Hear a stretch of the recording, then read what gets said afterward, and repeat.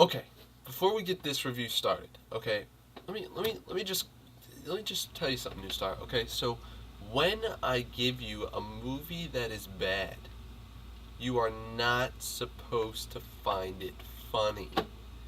See, much like The Room and Howard the Duck, Double Trouble was supposed to get you to hate the movie. Of course, you're a new star, so you have to be different, so you have to hate the movie. Then I have to work my butt off till like 4 a.m. to find a movie that you will hate. And believe me, like I told you on YouTube, I got a movie for you. And it's going to get you so mad. Cannot wait to tell you. But let's get on to Spice World, the movie. Spice World, the piece of crap movie. But, yeah, so it's about this band, and that's really it. There's like nothing else going on in this movie. There's absolutely no plot at all. The Spice Girls are just filler in the movie. If the Spice Girls was not in this movie, wouldn't affect it at all. Literally, I ain't even play. I mean, there is 4 subplots. There's one where Alan Cumming wants to do his own documentary. Why is he in this movie? I hate that. I mean, isn't it funny every time you see Alan Cumming in a movie now? It's just, and even then, it's kind of like you always say to him, "No, wait, you don't understand. It's bad." Every time you see Alan Cumming in a movie now, and back then, you always say that same thing. So yeah, you have Alan Cumming, you have George Wendt. How did they get George Wendt in this movie? If anyone knows him, of course you know him from Cheers. He played Norm in Cheers. Cheers was my favorite sitcom of all time, and it is my favorite sitcom of all time. Why is Norm in this movie? Ah, but oh, jeez, I was crying my eyes out when I saw these two in this movie. Why? Okay, so even though they were in this movie, they were both extremely fun to watch. They were like the only positive in this movie. Those two in this movie, they were so fun to watch, and you could see that they were trying to make something good out of this movie, but they were very fun to watch. Um, let's talk about the characters, the Spice Girls, I should say. They are nothing but one-dimensional, stereotypical. Ah, they're just they are nothing but one-dimensional, stereotypical, annoying brats. That's what they are. They are annoying, and they are unfunny, and they are obnoxious, and they are pretentious, and they are a pain in the ass. I mean, immediately you could tell. Oh, well, that's the funny one. That's the goofy one. That's the mean one. That's the leader of the group. No development to these characters or any of the characters at all. The Spice Girls are very stereotypical. The other characters are also very stereotypical, very one-dimensional. Uh, um, their clothing, everyone's clothing was like obnoxious and in your face and really annoying. They remind me of the Garbage Pail Kids.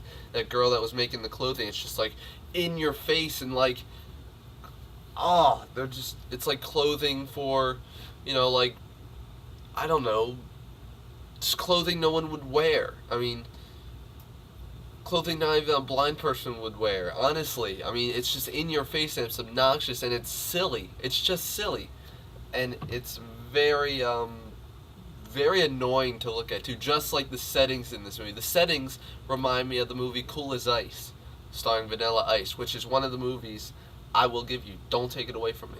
Hopefully, I can find it though.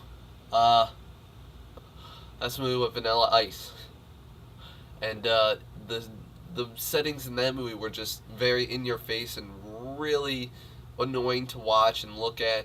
Just like this movie, they're just all over the place. They're just very, just not fun to look at. They're just very confusing. There's so much going on. You can't even tell what to like and what not to like. You can't even tell if it was supposed to be funny or not. Uh, as I said before, the movie would not be affected at all if the Spice Girls were not in it. Um, uh, Hardly any development to any of the characters, if not any. Um, what's up with the clothing? this is the next one. And this made me crack up. And then I realized, wow, this is crap. Aliens. Aliens! Aliens in a Spice Girls movie. Oh, jeez. You're not Race to Witch Mountain. This is Spice Girls. Eesh. Oh my god, the aliens aren't very interesting either. They're just there and then they're gone. There was no point to them either.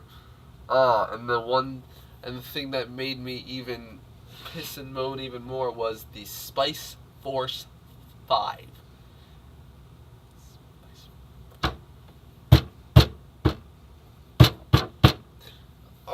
Spice Force 5. Spice Force 5. Okay, so that was just a wasted subplot, and that ended pretty quickly. And Bob Hoskins was in it, apparently. One of the greatest actors of his generation. Possibly one of the greatest actors of all time. Is in Spice World.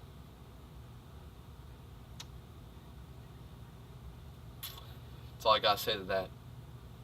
That's all I gotta say to that. So,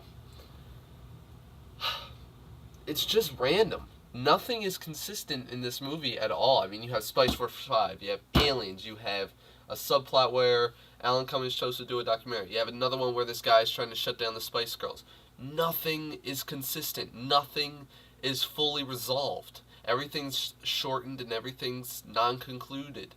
Or inconcluded.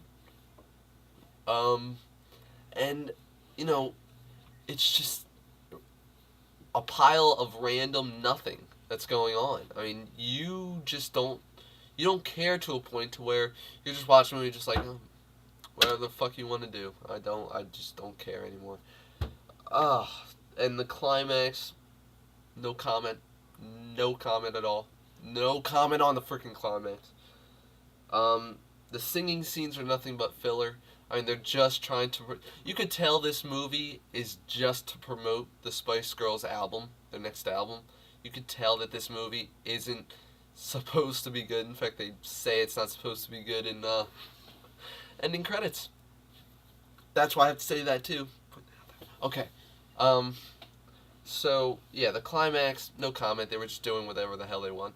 It looked like a music video put in with a roller skate commercial. That's all I can say. And again, the singing is nothing but filler. It's just this movie is just to promote This movie is just to promote their new album, and you could tell, and they say it in the movie, so that's pretty bad.